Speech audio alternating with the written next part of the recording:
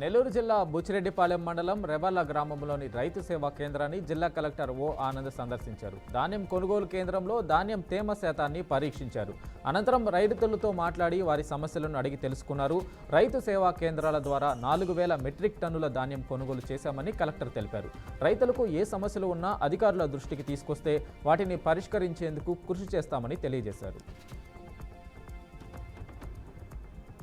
Electrical షాపులో విద్యుత్ short సర్క్యూట్తో అగ్ని ప్రమాదం జరిగిన ఘటన ఖమ్మం జిల్లా తిరుమలయపాలెం మండలం కాకరవాయలో చోటు చేసుకుంది. ఈ ప్రమాదంలో పెద్ద ఎత్తున మంటలు చెలరేగడంతో భయభ్రాంతులకు గురైనట్టు స్థానికులు తెలిపారు. ఈ ఘటనలో సుమారుగా 5 నుంచి 6 లక్షల రూపాయల మేరకు ఆస్తి నష్టం జరిగినట్టుగా షాపు యజమాని రాము తెలియజేశారు.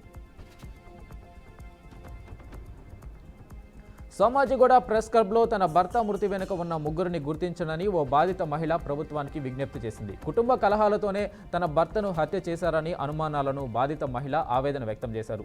తాము అనుమానాలు వ్యక్తం చేస్తున్న వ్యక్తులను కనీసం విచారించలేదని ఆరోపించారు. ఎఫ్ఐఆర్ నమోదు చేయడంలో తీవ్ర నిర్లక్ష్యంతో తాము పోలీస్ స్టేషన్ ముందు ఆందోళన చేసిన అనంతరం ఎఫ్ఐఆర్ నమోదు చేశారన్నారు. 2 సంవత్సరాలుగా తనకు న్యాయం చేయాలని పోలీసు ఉన్నతాధికారుల చుట్టూ తిరుగుతున్నా ఎలాంటి ప్రయోజనం లేకుండా పోయిందని వాపోయింది. సోమాజిగూడ ప్రెస్ క్లబ్ వేదికగా మొట్టమొదటి ఎంఆర్పీఎస్ ఉద్యమకారుల ఆత్మీయ సమ్మేళనం నిర్వహించారు. ఈ కార్యక్రమంలో వర్గీకరణ ఉద్యమంలో పోరాడుతున్న ఎంఆర్పీఎస్ సీనియర్ నాయకులు దేవాని సతీష్ మాదిగా పాల్గొన్నారు. ముఖ్యమంత్రి ఎస్సీ వర్గీకరణ చేస్తామని మాట ఇచ్చినట్టుగానే అసెంబ్లీలో వర్గీకరణ ప్రక్రియను ప్రారంభిస్తున్నామని తెలిపారు. ఎంఆర్పీఎస్ ప్రారంభ దశలో తామంతా కలిసి మందకృష్ణ మాదిగను నాయకుడిగా ఎన్నుకొని ఉద్యమంలో ముందు వరుసలో ఉంచామన్నారు. కానీ పోరాట ముసుగులో రాజకీయ పార్టీలతో అంటకాగుతూ అంతర్గతంగా వర్గీకరణ ప్రక్రియను అడ్డుకుంటున్నారని ఆరోపించారు. వర్గీకరణ ప్రక్రియను అడ్డుకుంటున్న వారికి బుద్ధి చెప్తామని ఎంఆర్పీఎస్ నాయకులు దేవాని సతీష్ మాదిగా హెచ్చరించారు. మెదక్ జిల్లా కంది మండలం కేంద్రంలో గృహ నిర్మాణ శాఖ ఆధ్వర్యంలో నిర్వహించిన మోడల్ హౌస్ను జిల్లా కలెక్టర్ వల్లూరు క్రాంతి పరిశీలించారు. మోడల్ హౌస్ నిర్మాణం పనులు వేగంగా పూర్తయ్యేలా చూడాలని అధికారులకు సూచించారు. మిగతా ఇళ్ల నిర్మాణం పనులు కూడా వెంటనే ప్రారంభించేలా చర్యలు చేపట్టాలన్నారు. లబ్ధిదారులు వీటి ప్రయోజనాలను సమర్థవంతంగా వినియోగించుకోవాలని తెలిపారు. అధికారులు ఇళ్ల నిర్మాణంలో నాణ్యతపై మరింత దృష్టి సారించాలని కలెక్టర్ సూచించారు. కర్నూలు జిల్లా మంత్రాలయం మండల కేంద్రంలోని జిల్లా పరిషత్ ఉన్నత పాఠశాల వార్షికోత్సవం ఘనంగా నిర్వహించారు. పాఠశాల ప్రధానోపాధ్యాయుడు అంపయ్య అధ్యక్షతన జరిగిన వార్షికోత్సవంలో పిల్లలకు చిత్రలేఖన, ఉపన్యాస పోటీలతో పాటు వివిధ సాంస్కృతిక కార్యక్రమాలను ఏర్పాటు చేశారు. ఈ నేపథ్యంలో చిన్నారుల కార్యక్రమాలు అలరింపజేశాయి. అనంతరం విజేతలకు బహుమతులు అందజేశారు. సూర్యాపేట జిల్లా నేరేడుచెర్ల మండలం చిల్లేపల్లి టోల్గేట్ మూసి బ్రిడ్జి వద్ద అఖిలపక్షం ఆధ్వర్యంలో ధర్నా నిర్వహించారు. టోల్గేట్ నుండి 20 కిలోమీటర్ల వరకు వాహనదారులకు రాయితీ కల్పించాలని డిమాండ్ చేశారు. ఈ నేపథ్యంలో ఎట్టకేలకు స్పందించిన టోల్గేట్ యాజమాన్యం ఆధార్ కార్డు, ఆర్సీ ఉన్నవారికి రాయితీ కల్పిస్తామన్నారు.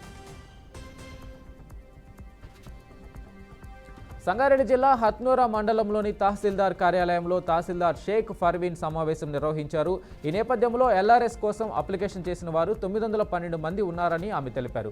వీటిలో ఇప్పటి వరకు 784 మందివి ఫీల్డ్ ఎంక్వైరీ చేసి ఆమోదించబడినవని ఉన్నాయన్నారు. ఈ ఎల్ఆర్ఎస్లో రాయితీకి ఈ నెల 31వ తేదీన ప్రభుత్వం చివరి గడువుగా విధించిందని ఆమె తెలిపారు.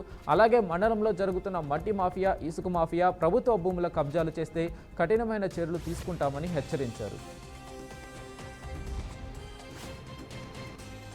కర్నూలు జిల్లా ఆదోని పట్టణంలోని కస్తూర్బా గాంధీ బాలికల విద్యాలయాల్లో 1,27 లక్షల రూపాయలతో అభివృద్ధి పనులు జరుగుతున్నాయని బీజేవైఎం నాయకులు అన్నారు. గతంలో ఎన్నడూ లేని విధంగా అభివృద్ధి పనులు జరుగుతున్నాయని బీజేవైఎం జిల్లా కార్యదర్శి అంజయ్ కుమార్ తెలిపారు. ఆదోని ఎమ్మెల్యే పివి పార్థసారథి ప్రభుత్వ విద్యారంగాన్ని బలోపేతం దిశగా పనిచేస్తున్నారని చెప్పారు. అనంతరం కాంట్రాక్టర్లు పనుల్లో నాణ్యత పాటించాలని సూచించారు. మెదక్ జిల్లా రామచంద్రాపురంలోని పొల్యూషన్ కంట్రోల్ బోర్డు జోనల్ కార్యాలయం ఎదుట ప్రజా సంఘాల పోరాట వేదిక ఆధ్వర్యంలో ధర్నా నిర్వహించారు. నల్లవల్లి, ప్యారానగర్ డంప్ యార్డును వెంటనే రద్దు చేయాలని ప్రజా సంఘాల పోరాట వేదిక కన్వీనర్ కె రాజయ్య తెలిపారు. ఈ కార్యక్రమంలో వివిధ ప్రజా సంఘాల నాయకులు నాగేశ్వరరావు, రామరెడ్డి, రాములు తదితరులు తెలిపారు.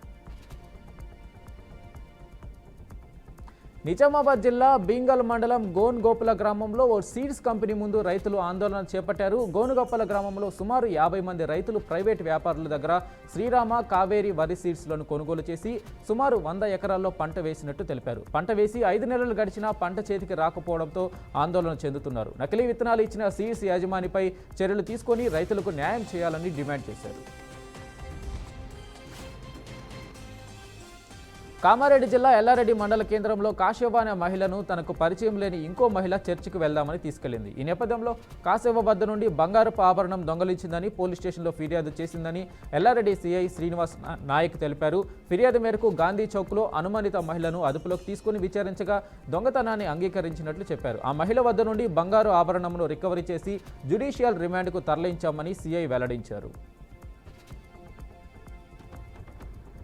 శ్రీ సత్యసాయి జిల్లా పుట్టపర్తి నియోజకవర్గంలో కలెక్టర్ చేతన్ వ్యవసాయ అధికారులతో కలిసి పంట పొలాల్లో పర్యటన చేశారు. తొలుత బుక్కపట్నం మండల కేంద్రంతో పాటు మండలంలోని సిద్ధారాంపురం గ్రామ పొలాల్లో పర్యటించి ఈ క్రాపింగ్ విధానాన్ని పరిశీలించారు.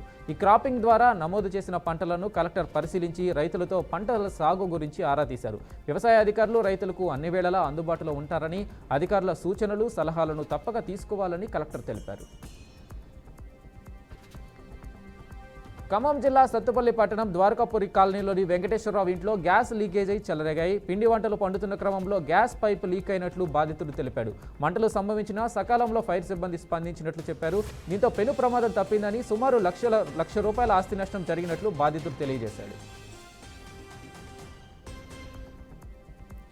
అన్నమయ్య జిల్లా జమ్మలమడుగు ఆర్టీసీ బస్సులో మహిళా ప్రయాణికురాలికి మత్తుమంది ఇచ్చి చాకచక్యంగా బంగారు దోపిడీ చేశారు. రాజంపేట మండలం బలిజపల్లికి చెందిన ఓ మహిళ, ఆమెను అనుసరించిన మరో 4 మహిళలు ఆమెకు మత్తుమంది ఇచ్చి హ్యాండ్ బ్యాగ్లో 5 లక్షల విలువ చేసే బంగారు నగల దోపిడీ చేసి మార్గ మధ్యంలో దిగిపోయారని బాధితురాలు తెలిపింది. మత్తు అనంతరం బాధితురాలు బ్యాగులో చూసుకోగా బంగారు నగలు కనిపించకపోవడంతో మన్నూరు పోలీస్ స్టేషన్లో ఫిర్యాదు చేశానని తెలియజేసింది.